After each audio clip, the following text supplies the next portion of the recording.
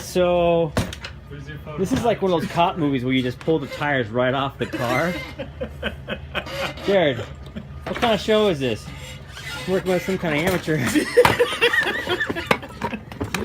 Frame rate, but it's good because it might be the frame rate after the infomercial's done. So what's going on today? We're behind by like an hour, but it's okay.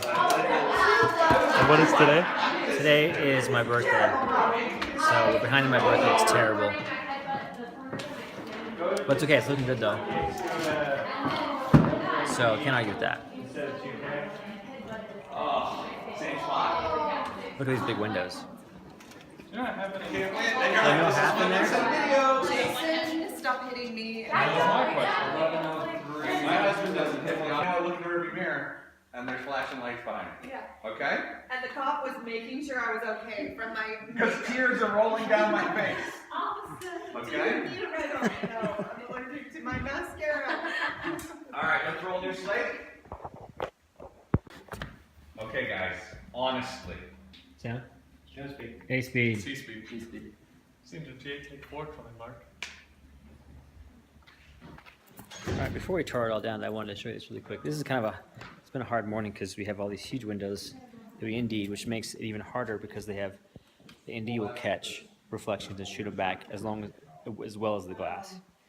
But we needed to have a lot of light, so we shot the Punch Plus, the 400 watt, and 2 Astras into the 6x, trying to get as much as we could. And every time we had any kind of like front light coming in, these windows would show a reflection. So we had to take our side lights, spin away to the side. This guy was giving rim to them sitting on the couch over here. This guy was giving rim to the people sitting on the couch over here. And then this guy was just trying to fill up some more light, just some, oh, no, here we go. There we go. Just kind of give some more level to this side. But again, anytime you went in the front to them, and this is trying to be like glamorous flat view lighting, so you didn't have hard shadows or shadowy eyes. We had to move everything to the sides. And that 6x is way up in the air. And then we had one Quasar tube on the couch for highlight. Alright, it's voiceover time. So here we had a few different setups going on today. We had that big group setup where we had everyone talking at once, and then we moved on to single interviews. And you can see here we dropped the Indie down on the window on the left there because we were a little bit lower in frame. And I left the basic setup the same, except for I moved that flow box over to be kind of a front flat light for her. I'm just trying to go for that kind of glamorous flat look.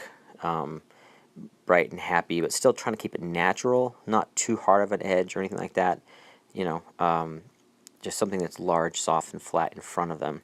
I think I'm just showing the slider here. So it was, I did these the other day, these same shots with some different people, but I used the manual slider, and here I'm just being appreciative that I can have the motor going on this one. So we're running Jared's Rhino with the pan head and obviously the slide motor. And it does fine if you strip the Ursa down. Well, if you run it with everything on it, it'll do okay. But if you strip it down, it's really much more happier. Okay, it's lunch. And we have lunch that we're eating.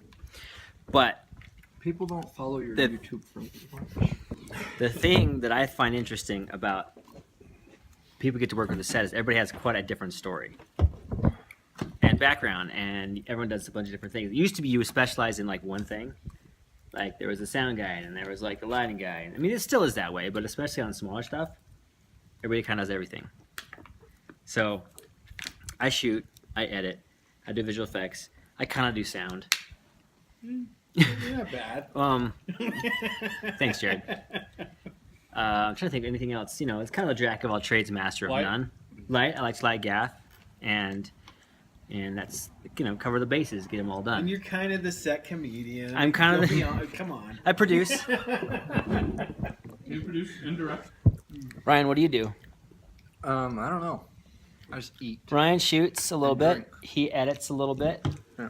I get paid to edit After Effects now. You produce okay in a little After Effects. I've been known to carry a standard. Yeah, yeah, and then gripping a little bit. Skylar, he's kind of the strong silent type, but he has a camera. You shoot, edit. You seen some really cool frames the other day. You can eat that? I'm gonna eat that. What else? Shoot, edit, color, light. Color light. See, I mostly use Scott for carrying things, but I'm underusing his ability apparently.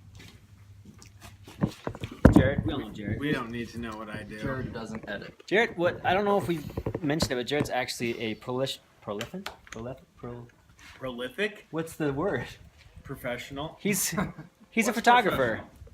He actually shoots stills, as people actually pay him to do that. I do. Every And once then in a while. you picked up sound because you thought sound was cool. I Why? grew up in a sound family. My dad makes headphones, so. It's because he just wanted to hear you guys anymore, is what it was. That's true. Just cover it up. We were. Let's see, Meryl, I met you when you were cutting, right? Yeah. So I've been cutting, coloring, camera, operating, And ACing. you have a C 300 Mark II. Mark II? Okay. And I have a Phantom 4 Pro. What? What? Yeah. I didn't know that. I just got it like a few weeks ago and took it to Houston while I was shooting out there. Well, there you go. Now we're gonna do some slow motion stuff. And Oh, no. Oh, wait. Phantom 4 Pro drone. oh, drone. Okay, I was like Yeah, Phantom sorry. slow motion. I was like, what? Yeah, I didn't have $80,000. I thought that's a specialty item. That's Fucking pretty sweet. change. Yeah. Still very cool though, because I had the Phantom 3, old school. The 4 Pro looks freaking good. The footage. And then Ryan, let's see, Ryan was an intern. Ryan, you cut a little bit, you shoot a little bit, Anybody want chip? I AC? mostly work as an AC. I'm almost as heavy as a sandbag. and works as a sandbag. So So everybody I'm kind of does I'm everything gonna all go in around and grab here. some more veggie straws. Okay?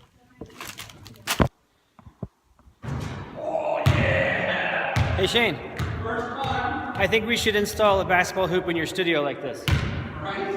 The sound isn't good though. Oh, okay. Not a bad little setup for a home gym.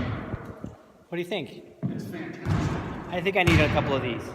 Although I would put some American Ninja Warrior obstacles from here across. So this is our last step of the day, and we kept jumping between the Quasar, the 4-foot Quasar 2-bank, and the